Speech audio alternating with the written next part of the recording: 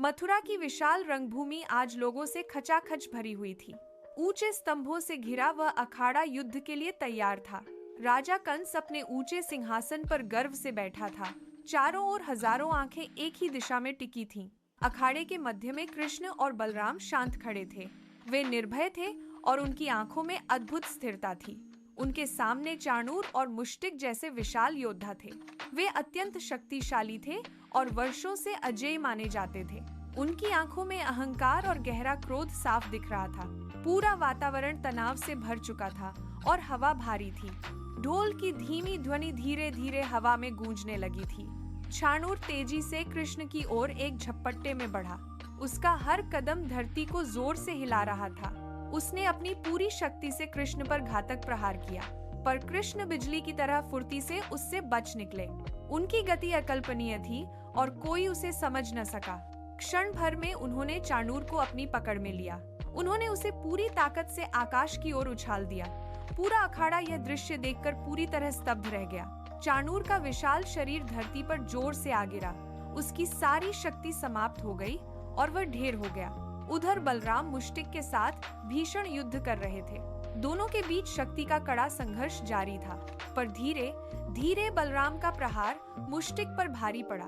एक शक्तिशाली वार के साथ उन्होंने उसे भूमि पर गिराया।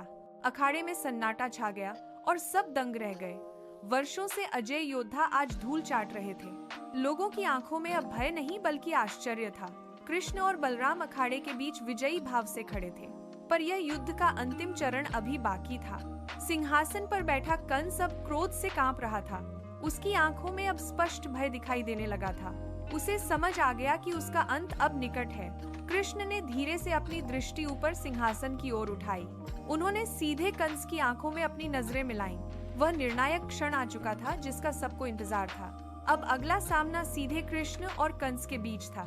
अखाड़े की हवा में अब न्याय का संदेश गूंज रहा था। कंस के सैनिक भी अब सहमे हुए से खड़े थे। कृष्ण की मुस्कान में एक गहरा रहस्य छिपा हुआ था।